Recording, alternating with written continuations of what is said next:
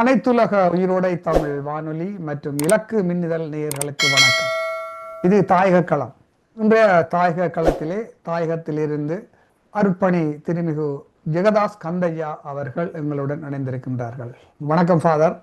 வணக்கம். உயிரோடை வானொலி நேயர்கள் அனைவருக்கும் என்னுடைய வணக்கத்தை தெரிவித்துக் கொள்கிறேன். நாங்கள் பகுதி ஒன்றிலே இந்த கிழக்கில் நடைபெற்ற தமிழினை படுகொலையும் அதன் 6ஆம் அடுக்களும் என்று பார்த்திருந்தோம். அதன் தொடர்ச்சியாக பகுதி 2இல் நாங்கள் தொடர்ச்சியாக பேசுவோம். அருட்பணி அவர்களே, நாங்கள் அந்த முடிக்கும் பொழுது விட்ட இடத்திலிருந்து அடுத்த என்னென்ன படுகொலைகள் வீரமுனை படுகொலையில் நாங்கள் அன்று பகுதி 1 முடித்திருந்தோம். 2வது பகுதி அங்கிருந்து நாங்கள் தொடர்ந்து அடுத்து எங்கெங்கு என்ன படுகொலைகள் நடந்தது, இதனுடைய பின்னணிகள், யார் யார் இதற்கு பின்னணி இருக்கின்றார்கள், இதில் அடையாளம் காட்டப்பட்டவர்களுக்கு இந்த ஆணைக்குழுவுகள் அதற்கான நடவடிக்கை எடுக்கப்பட்டதா என்பதை பற்றி நாங்கள் பேசுவோம். நான் நினைக்கின்றேன் இந்த பகுதி 1 மற்றும் இன்று இந்த பகுதி 2 இந்த கிழக்கு படுகொலைகள் பேசி முடியாதுன்னு நினைக்கின்றேன். இன்னும் ஒரு பகுதி 3 நாங்கள் போட வேண்டிய ஒரு நிலைதான் உள்ளது. அந்த அளவுக்கு கிழக்கிலே மோசமான படுகொலைகள் இருக்கின்றன. ஃபாதர், நீங்கள் இப்போ உங்களுடைய 2வது பகுதி 2 நாங்கள் விட்ட இடத்திலிருந்து பேசுவோம். அனைவருக்கும் வணக்கம். கடந்த முறையினுடைய நேர்காணலே அந்த கிழக்கு படுகொலைகள், அந்த கிழக்கு படுகொலைகளும் அது ஏற்படுத்திய ஆறாத படு என்கின்ற தலைப்பிலே கிழக்கிலே 90ஆம் ஆண்டிலிருந்து அந்த 90ஆம் ஆண்டு குறிப்பிட்ட அந்த 4 மாத பகுதிகளிலே பொத்துவில் தொடக்கம் திருமலை வரையான படுகொலைகளை நாங்கள் பட்டியலிட்டிருந்தோம்.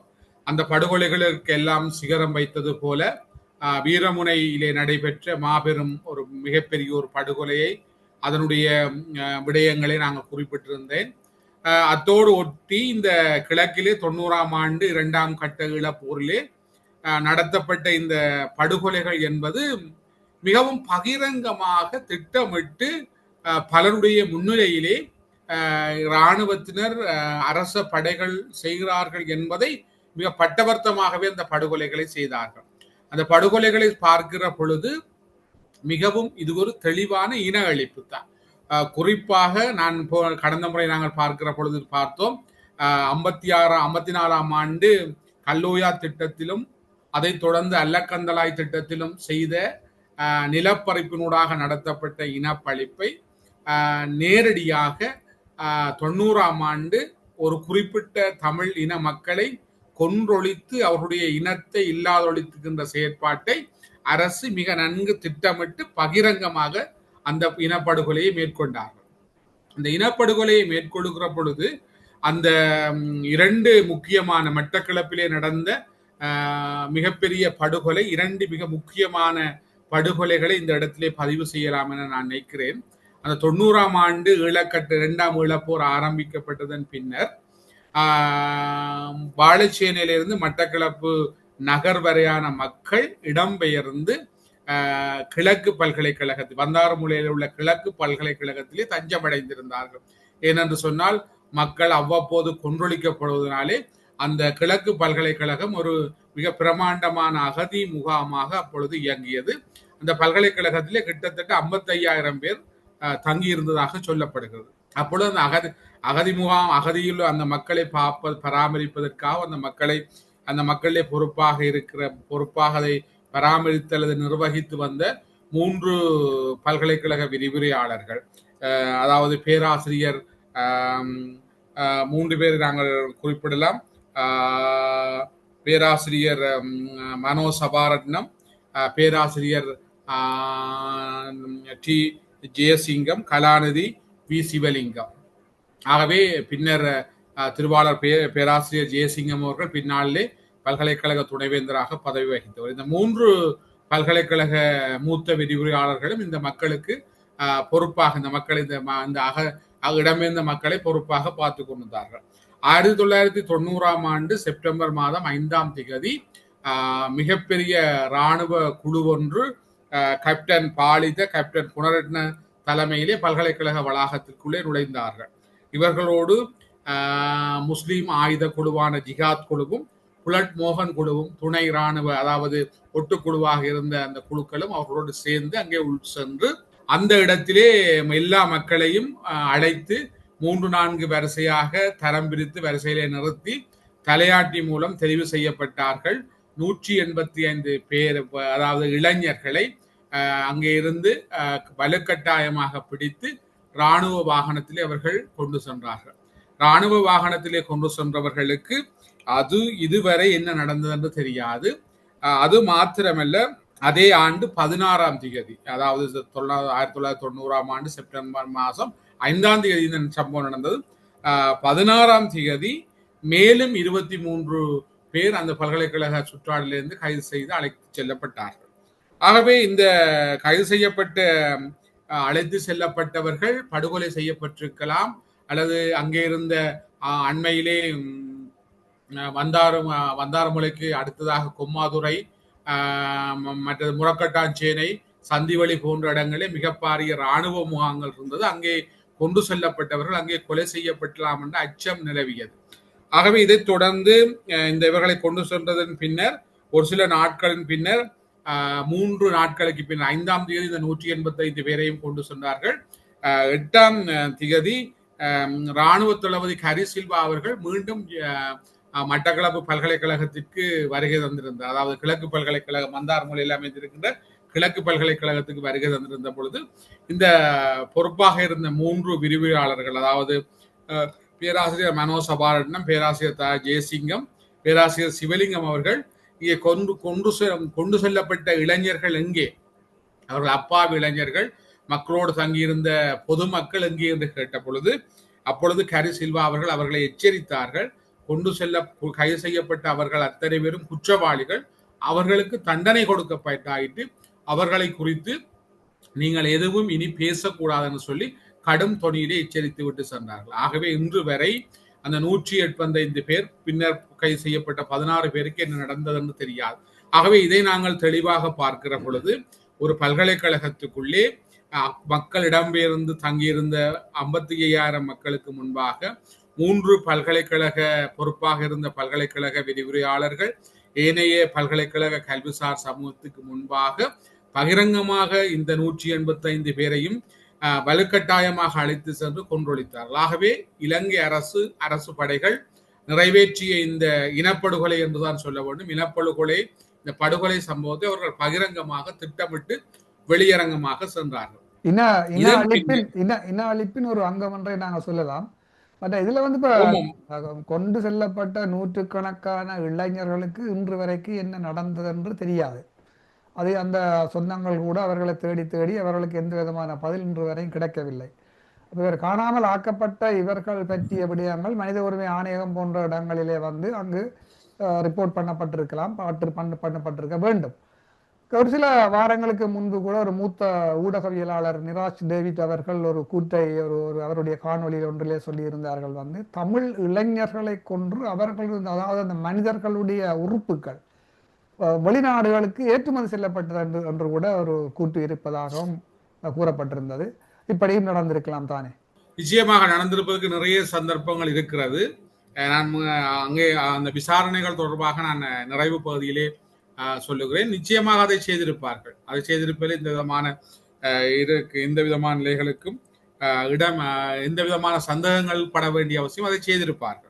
ஆகவே இந்த 5ஆம் தேதி செப்டம்பர் மாதம் 90ஆம் ஆண்டு 5ஆம் தேதி நடந்த இந்த 185 பேரை கைது செய்து கொலை செய்த சம்பவம் மக்கள் மத்தியிலே மிகப்பெரிய திகிலை, பெரிய அச்சத்தை, பெரிய ஒரு மரண பயத்தை ஏற்படுத்தியது. ஆகவே இந்த மரண பயத்தை ஏற்படுத்தியதன் விளைவாக பல்கலைக்கழகத்திலிருந்து பலர் வீடுகளுக்கு செல்ல தொடங்கி இருந்தார். அந்த பின்னணியிலே இன்னும் ஒரு மட்டக்களப்பை உறைய வைத்த இன்னும் ஒரு படுகொலை சம்பவம், கிட்டத்தட்ட இந்த சம்பவம் நடந்து 4 நாட்களுக்கு பின்னர் ஒரு சிறிய 4 நாள் இடைவெளி பண்ணிலே சத்துருக்கொண்டான் போய்ஸ்டவுன் இராணுவ முகாமிலே நடந்தேறியது. அந்த படுகொலை எப்படி என்று சொன்னால் 1990ஆம் ஆண்டு செப்டம்பர் மாதம் 9ஆம் தேதி சத்துருக்கொண்டான், பனிச்சேடி, பிள்ளையாரடி, கொக்குவில் ஆகிய 4 கிராமங்களை சுற்றி வளைத்த படையினர் அங்குள்ள மக்களுக்கு இராணுவ தளபதியிடத்திலிருந்து ஒரு இராணுவ பொறுப்பாளரத்தோடு ஒரு கூட்டம் இருக்கு என்று சொல்லி அந்த மக்களை அழைத்து சென்றார்கள். சத்ருகொண்டானில் இயங்கிய போய்ஸ்டவுன் என்கின்ற இராணுவ முகாமுக்கு மக்களை அழைத்து சென்றார்கள். அந்த இடத்திலே மக்களை அழைத்து சென்று இந்த சம்பவம் நடக்கிறதுக்கு முன்னர் கிட்டத்தட்ட ஆகஸ்ட் மாதம் 17ஆம் தேதி அதாவது கழுக்கொட்டியா என்கின்ற ஒரு இராணுவ அணி போய்ஸ்டவுன் இராணுவ முகாமுக்கு வந்து சேர்ந்தது. அதாவது கேப்டன் திஸ்ஸ வர்ணகுல சூரிய தலைமையிலே வந்து சேர்ந்த அந்த இராணுவத்தினர் அன்று ஆகஸ்ட் 14ஆம் தேதி 17ஆம் தேதி மாலை சத்ருகொண்டானில் இருக்கிற 4 பொதுமக்களை பிடித்து கொலை செய்து எரித்திருக்கிறார்கள். அதன் பின்னர் 3 பேரை அவர்கள் காணாமலாக்கி இருக்கிறார்கள். இந்த கொலை சம்பவம் நடக்கிறதுக்கு முதல் நாள் 8ஆம் தேதி 2 பொதுமக்களை பிடித்து அவர்கள் கொலை செய்து எரித்திருக்கிறார்கள். 9ஆம் தேதி தான் இந்த மக்களை எல்லாம் சுற்றி வளைத்து போய்ஸ்டவுன் இராணுவ முகாமுக்கு அழைத்து சென்று அங்கே அந்த மக்களை பாரிய குழியொன்றை வெட்டி அதற்குள்ளே குழிக்குள்ளே டயர்களை போட்டு எரித்து இந்த மக்கள் ஒவ்வொருவரையும் வெட்டி அந்த நெருப்பு குழிகளை இவர்கள் போட்டிருக்கிறார்கள். அதிலே பார்க்கிற பொழுது ஒரு வயசிலிருந்து 1 வயசுக்கு உட்பட்ட 5 குழந்தைகளும் 1 வயசுக்கு உட்பட்ட 5 குழந்தைகளும் 10 வயசுக்கு உட்பட்ட சிறுவர்கள் 42 பேரும் 9 கர்ப்பிணி பெண்களும் 68 வயசுக்கு மேற்பட்ட முதியவர்கள் 29 பேரும் மொத்தமாக 185 பேர் படுகொலை செய்யப்பட்டிருக்கிறார்கள். இந்த சம்பவத்தை எப்படி தெரியும் என்று சொன்னால் அங்கே வெட்டி அந்த நெருப்பு குழிக்குள்ளே தூக்கி வீசப்பட்ட கிருஷ்ணகுமார் என்கின்ற இளைஞர் தெய்வாதீனமாக அந்த குழிக்குள்ளே விழாமல் இன்னொரு மறைவிடத்திலே போய் விழுந்து அவர் அங்கே இருந்து ஊந்து சென்று அங்கே புதருக்குள்ளே அவர் ஒளித்துக் கொண்டு நடந்த அத்தனை சம்பவத்தையும் இந்த இளைஞன் பார்த்தார். பார்த்தது மாத்திரமில்லை, மக்களை கைது செய்து போகின்ற பொழுது ஒரு சில மக்கள் 5 அல்லது 6 பேர் அவர்களுக்குள்ளே பிடிபடாமல் பின்பதாக சென்று ஒளித்திருந்தார்கள். ஆகவே அதை அவர்கள் இந்த கிருஷ்ணகுமார் என்கின்ற இளைஞன் நேரடியாக பார்த்த பொழுது அத்தனை பேரையும் அவர்கள் வெட்டி கொலை செய்தார்கள். அது மாத்திரமல்ல, பல பெண்களை அவர்கள் பாலியல் வன்கொடுமைக்கு உட்படுத்திய பின்னர் தான் அவர்களை வெட்டி அந்த நெருப்பு குழிக்குள்ளே போட்டார்கள் என்பதை அங்கே இருந்த அந்த இளைஞன் கண்டிருக்கிறார். ஆகவே இந்த சம்பவத்திலே 185 பேர் துடிதுடிக்க கொலை செய்யப்பட்டார்கள். கொலை செய்யப்பட்டதன் பின்னர் இந்த இளைஞன் ஏதோ ஒரு வகையில மருத்துவமனையிலே சேர்க்கப்பட்ட பொழுது அதை அறிந்த இராணுவ புலனாய்வாளர்கள் மருத்துவமனையிலே அவரை தேடி வந்த பொழுது அப்பொழுது மருத்துவமனையிலிருந்து அவரை மீட்டு மட்டக்களப்பு ஆயர் இல்லத்திலே அவர் தங்க வைக்கப்பட்டு அவர் பாதுகாக்கப்பட்டார். மட்டக்களப்பு ஆயர் இல்லமும் மட்டக்களப்பு சமாதான குழுவும் இந்த மக்களுடைய இந்த துன்பத்தை இந்த இடரை வெளிக்கொண்டு வருவதிலே அவர்கள் முக்கிய பங்கு வகித்ததை நாங்கள் மறந்துவிட முடியாது. ஆகவே இந்த மக்கள் இப்படியான ஒரு பச்சை பாலங்கள் குழந்தைகளையும் கர்ப்பிணி தாய்மார்களையும் இளையவர்களையும் வயோதிபர்களையும் படுகொலை செய்தது மட்டுமல்லாமல் பெண்களை பாலியல் வன்புணர்வுக்கு உட்படுத்தி படுகொலை செய்து துடிக்க துடிக்க டயர்லே போட்டு எரித்தவர்களும் ஒரு மனிதர்கள். இவர்களும் ஒரு குடும்பத்தில் இருந்துதான் வந்தவர்கள். இவர்களுக்கும் தாய் சகோதரங்கள் சகோதர சகோதரிகள் இருக்கின்றார்கள். இன்று இவர்களுடைய மனநிலை எப்படி இருக்கும் என்று, எப்படி ஒரு மிருகத்தனமாக நடந்தவர்கள் எப்படி நிம்மதியாக இவர்கள் வாழ்கிறார்கள் என்பதை ஒரு கேள்விக்குறி இல்லையா? உண்மையில அது கேள்விக்குறி மாத்திரமல்ல. நாங்கள் ஆச்சரியமாக சில வரலாறுகளை பார்ப்போம். 2ஆம் உலக போரின் போது ஹிட்லர் இனஅழிப்பை செய்கின்ற பொழுது அநேக யூதர்களை பிடித்து அடைத்து அவர்களுக்கு நச்சு புகை ஊட்டி அவர்களை கொலை செய்தார் என்று சொல்லி. ஆனால் ஹிட்லர் செய்த இந்த இனஅழிப்பு படுபாதக கொலையை விட மிகப்பெரிய கொடூரமான மனித வேள்வி இந்த கிழக்கு மண்ணிலே நடந்தது. ஆகவே மக்களை நச்சு புகை ஊட்டி கொலை செய்ய என்பது ஒரு வகை. யோசித்து பாருங்கள், குழிவெட்டி அதற்குள்ளே டயரை போட்டு எரித்து மக்களை பாலியல் வன்கொடுமைக்கு உட்படுத்தி அவர்களை உயிரோடு வெட்டி அதற்குள்ளே போடுகிறது என்று சொன்னால் நவீன இந்த உலகிலே எந்த மூலையிலும் நடந்து விடாத ஒரு காட்டு முராண்டித்தனத்துடைய உச்சமாக நாங்கள் இலக்கியத்திலே படைக்கிறோம். கலிங்கத்து பரணியிலே அந்த பேய்கள் வேள்வி நடத்துவதாக மனிதர்களை வெட்டி மனிதர்களை பேய்கள் வேள்வி நடத்துவதாகத்தான் கலிங்கத்து பரணியிலே ஒரு இலக்கியப்பா வருகிறது. அதாவது மனிதர்களுக்கு அப்பாற்பட்ட அரக்கர்கள் வேள்வி. ஆனால் இந்த மனித பிறவிகளிலே நடமாடிய மனிதர்கள் வடிவிலே நடமாடிய இந்த அரக்கர்கள், அந்த பேய்கள் ஒரு மனித வேள்வி, ஒரு நர வேள்வியை இந்த மண்ணிலே நிகழ்த்தினார்கள். நிகழ்த்துவதற்கு இந்த அரசும் அன்றைய அரசு அத்தனை பேரும் துணை நீக்கத்தான் இதை அவர்கள் நிகழ்த்தினார்கள். இன்னொரு விடயத்தை நீங்க கோட்டுட்டு நாங்கள் சொல்லலாம் நினைக்கின்றேன் ஃபாதர். என்னன்னு சொன்னால், இந்த நர வேள்வி நடத்தியவர்கள் பௌத்த தர்மத்தை கடைப்பிடிக்கின்ற சிங்கள இனத்தை சேர்ந்தவர்கள். பௌத்த தர்மம் உண்மை தர்மத்தை கடைபிடிக்கிறவர்கள் தான் இந்த நரவேள்வியை நடத்தினர். அந்த கிருஷ்ணகுமார் என்ற இளைஞன் மறைவிலிருந்து பார்க்கிற பொழுது ஒரு தாயோடு பிரியா என்கின்ற பெண் குழந்தை கைக்குழந்தையை வைத்திருக்கிற பொழுது அந்த தாயை இழுத்து வன்கொடுமை செய்வதற்கு முன்னால் அந்த குழந்தையை பறித்தெடுத்து 2 துண்டாக வெட்டி அந்த குழிக்குள்ளே போட்டதாக அவர் தன்னுடைய சாட்சியத்திலே பதிவு செய்கிறார். அப்படிப்பட்ட மிகப்பெரிய நரவேள்வி, அந்த ஹிட்லர் செய்த அந்த இன அழிப்பு கொடுமையை விட மிக கொடூரமாக இந்த மண்ணிலே நிகழ்த்தினார்கள் என்பதுதான் மிக முக்கியமான உண்மையாக இருக்கிறது. ஆகவே இந்த கொலை சம்பவங்கள் நடந்து இவைகள் எல்லாம் நடந்ததன் பின்னர் 1995ஆம் ஆண்டுக்கு வந்த சந்திரிகா அரசு இந்த கொலைகளை விசாரிப்பதற்கென ஒரு ஆணைக்குழுவை அமைத்தது. நீதியரசர் பாலகிருஷ்ணர் தலைமையிலான ஆணைக்குழு. ஆகவே அந்த ஆணைக்குழுவிலே 96ஆம் ஆண்டு பலர் சாட்சியம் அளித்தார்கள். கிட்டத்தட்ட 22க்கும் அதிகமான சத்துருக்கொண்டான் பிரதேசத்தை சேர்ந்தவர்கள் இந்த ஆணைக்குழுவிலே தான் பல்கலைக்கழக படுகொலை தொடர்பாக பேராசிரியர் ஜெயசிங்கம் அவர்களும் சாட்சியம் அளித்திருந்தார்.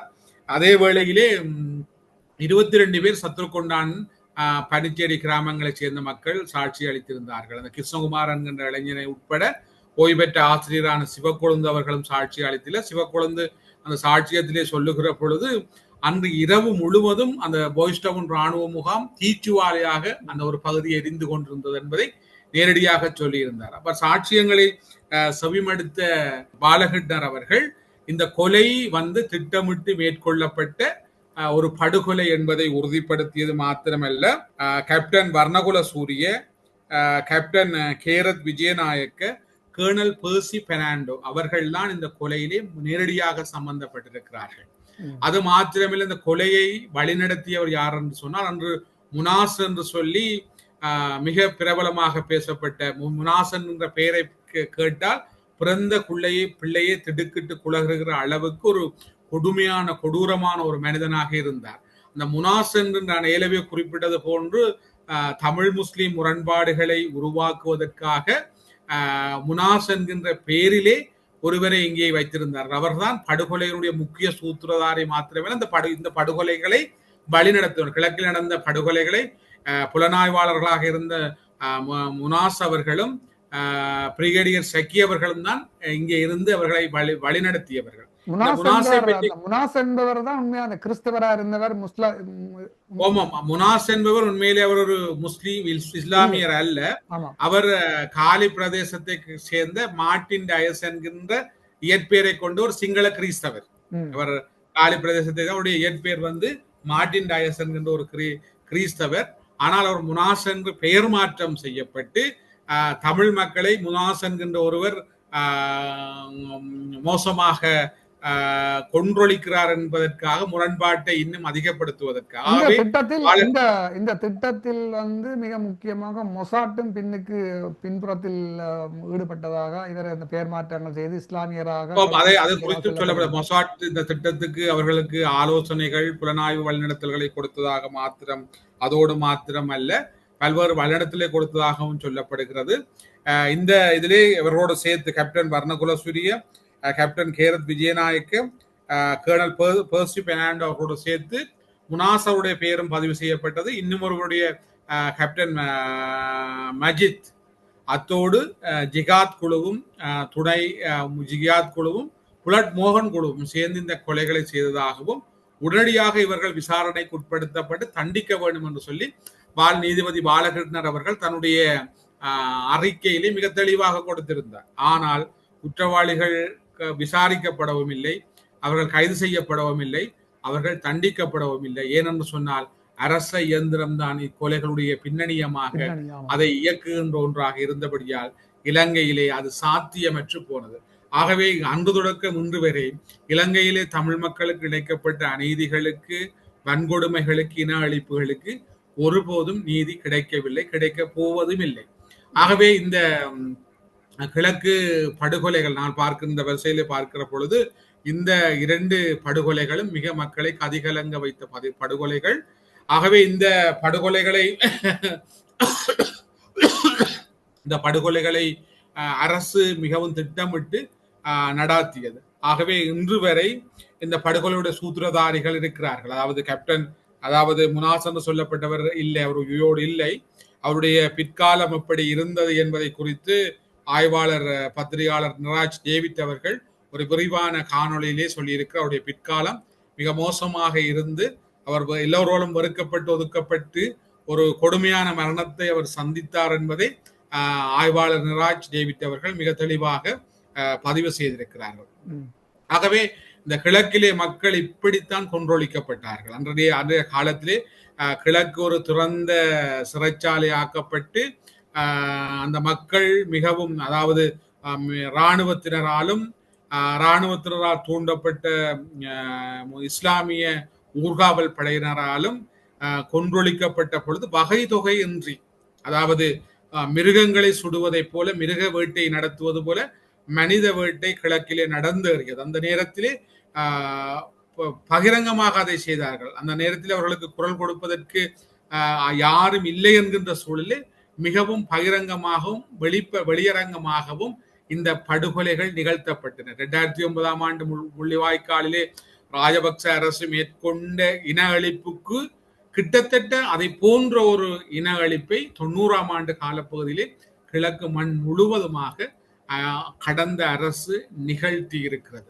ஆகவே இந்த வரலாறுகளை தெளிவாக புரிந்து கொள்ள வேண்டும். இன்று கிழக்கு மக்களுக்கு எதுவும் இல்லை, கிழக்கு மக்கள் யுத்தத்தினால் பாதிக்கப்படவில்லை என்கின்ற ஒரு சில பொய்யான வரலாற்று பின்னணியங்களை சிலர் புகுத்திருக்கிறார்கள். ஆனால் இந்த கிழக்கிலே நிகழ்த்தப்பட்ட இந்த பாரிய மனித படுகொலைகள், இந்த இன அழிப்புகள், தமிழின அழிப்புகள் இன்று வரை ஆதாரங்கள் இல்லாமல் மறைந்து கொண்டு போகிறதுதான் மிக கசப்பான உண்மையாக இருக்கிறது. மட்டுமல்ல, கிழக்கிலே நடந்த இந்த தமிழின அழிப்புக்கு சரி அறவாசி பங்கு இஸ்லாமிய சகோதரர்களுக்கும் உள்ளது, அவர்களுக்கும் உண்டு. அந்த உண்மைகளை ஏற்றுக்கொள்ள வேண்டும். ஏனென்று சொன்னால், நான் ஏலவே சொன்னது போன்று கிழக்கிலே தமிழர்களும் இஸ்லாமியர்களும் புட்டும் தேங்காய் பூவும் மாதிரி அப்படி ஒற்றுமையாக வாழ்ந்தது மாத்திரமல்ல, தமிழ் தேசிய அரசியலிலே அகிம்சை போராட்டத்திலும் சரி, ஆயுத போராட்டத்திலும் சரி, முஸ்லிம்ஸோடைய பங்களிப்பு மிக காத்திரமானதாக. 2ஆம் கட்ட ஈழப்போரிலே விடுதலை புலிகளுக்கும் பிரேமதாச அரசுக்கும் இடையிலான பேச்சுவார்த்தை முறிய வேண்டி வந்ததுக்கு காரணமே முஸ்லிம் வர்த்தகர்கள் மீது போலீசார் மேற்கொண்ட வன்முறையும், சிங்கள வர்த்தகர்கள் மேற்கொண்ட வன்முறையிலே அப்பாவி முஸ்லிம்களை போலீஸ் நிலையத்தில் அடைத்து வைக்கப்பட்ட பொழுது அவர்களை மீட்க சென்ற பொழுதுதான் 2ஆம் ஈழப்போர் ஆரம்பமாக, அதாவது பிரேமதாசா விடுதலை புலிகளுக்கு இடையான பேச்சுவார்த்தை முறிவடைவதற்கு காரணமாக வந்தது என்பதை மறந்துவிடக் கூடாது. ஆகவே இன்றைய காலத்திலே ஏதோ இஸ்லாமிய சகோதரர்களுக்கு தமிழர்கள் எதிரானவர்கள், விரோதமானவர்கள் என்கின்ற நிலையும், தமிழர்களுக்கு இஸ்லாமியர்கள் விரோதமான என்ற சூழல் உருவாக்கப்பட்டது. ஆனால் இவர்கள் ஒன்றிணைந்து வாழ்ந்த கடந்த கால வரலாறுகளை, அந்த சகோதரத்துவத்தை, அந்த உண்மையை ஒரு நாளும் தமிழ் மக்களுடைய அகிம்சை போராட்டத்திலும் சரி, ஆயுத போராட்டத்திலும் சரி கைகோர்த்து ஒன்றிணைத்து பயணித்தமே ஒரு நாளும் மறந்துவிட முடியாது.